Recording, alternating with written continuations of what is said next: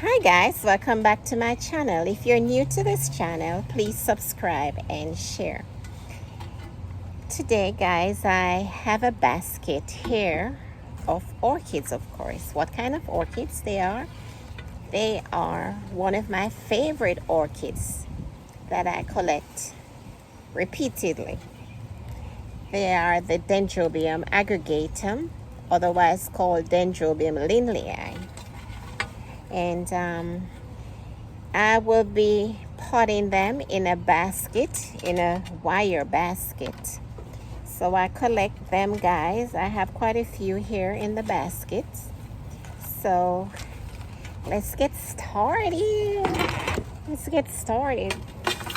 So ahead of time, I place my coconut husk, which I'll be using as my medium, along with some big pine nuggets that I started using for orchids like these that just need something to cling on to.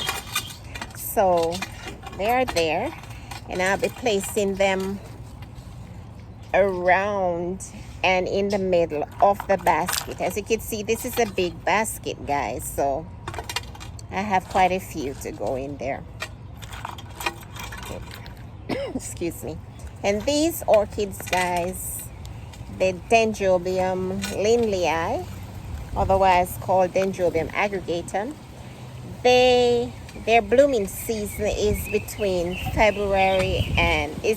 March and April. Sometimes there's some early blooms depending on how cold it gets or quickly start getting cold. You know, dendrobiums on a whole, they love the cold. They love to get that cold nip to start their spiking. So, you know, they're pretty. They are yellow blooms. They don't last very long, but the beauty of them, it's worth the waiting, guys. They have a cascading effect and soft petals, very fragrant, and it's a beauty. It's a beauty to have, and it's one of, you know, I think this plant is a collector's item if you're interested in orchids. See the way I'm putting them, guys?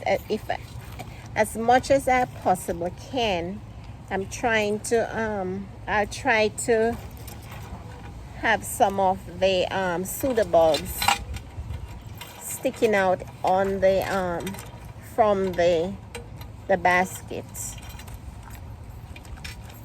You know, they will grow downwards also.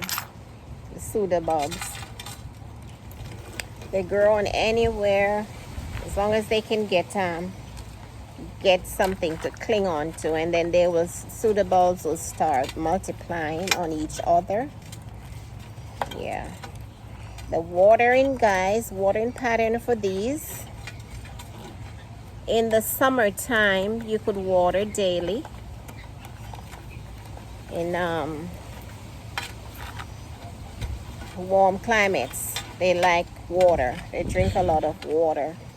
And in the winter, you hold back on your watering pattern.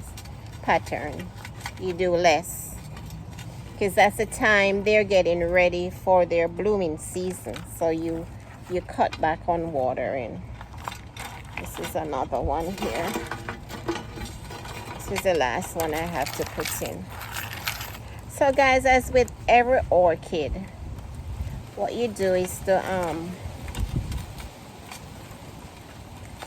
you try to see the needs, the care of the orchid. What is the watering requirement? What type of orchid it is? The blooming season, what it doesn't like, what it likes, right? And then from there, you know, they potting them will be easy.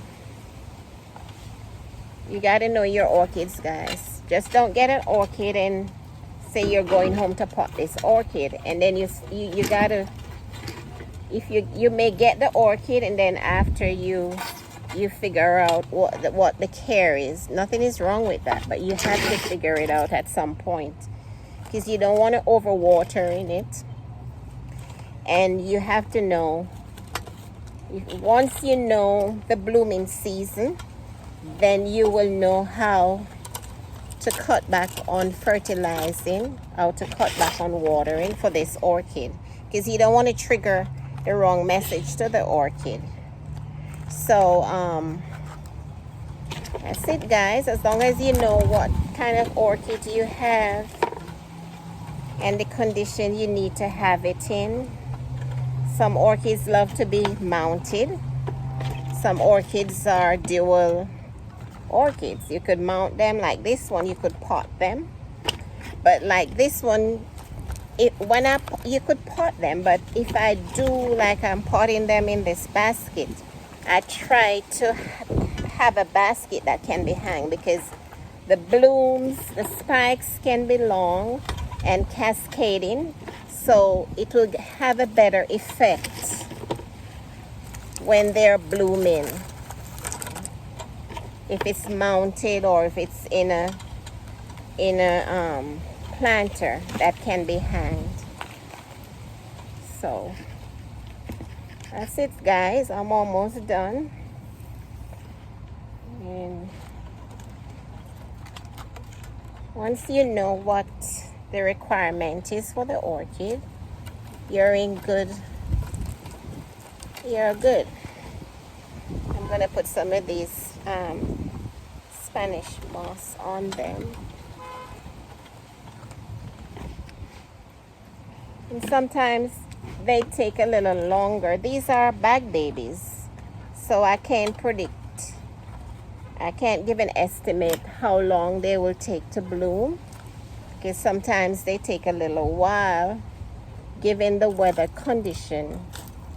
The weather condition in this area was crazy last year, so it triggered off a lot of stuff to happen and not to happen. So guys, here's my basket. Very big basket. That's what they look like inside. That's my Dendrobium Aggregatum, ready for the growing season. The blooming season is almost over, so I'll just nurture these. And this is what it looks like. That's the basket, guys. And I'll be hanging the basket and getting them ready for next year or the year after. Or the year after. That's the basket, guys. Dendrobium Aggregatum. So, guys, I'll be putting in,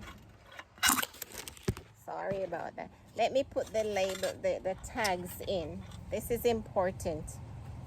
And when you're putting the tags in, guys, you have to make sure, I'm working one-handed here with my camera. You have to make sure that it's sturdy, especially when you're living in this climate where you have hurricanes and you have to be moving orchids around sometimes like crazy.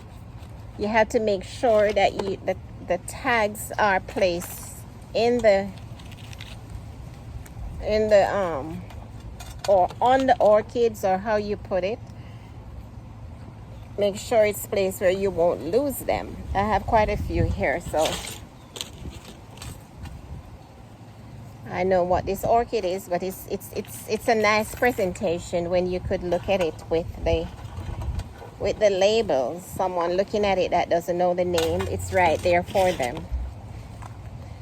So guys, my basket is ready, and As you could see, some of them, they are sticking through the side of the basket, so the pseudobulbs will have a chance to grow this side and downwards.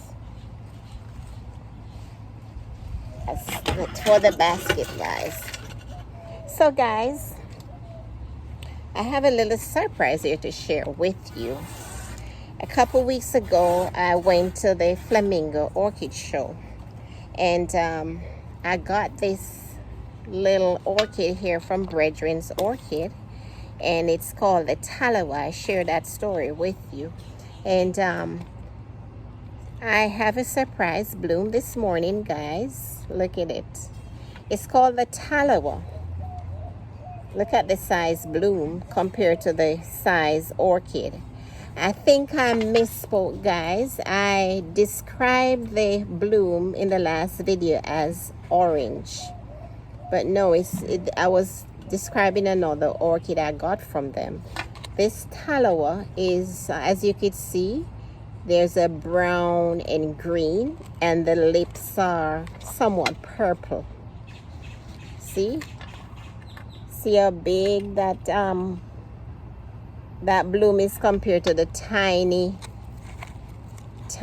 leaves on the orchid. So Hamlin's, they decided to call it the Talawa. This is bred by Hamlin's, by Claude Hamilton. So that's it, guys. That's my little surprise this morning. So guys, once again, thanks for joining me. And I hope everyone in this area is safe, in the Fort Lauderdale area is safe, and you're getting enough gas to move around with the shortage that we're having here. And I'll see you in the next video. Thanks for joining.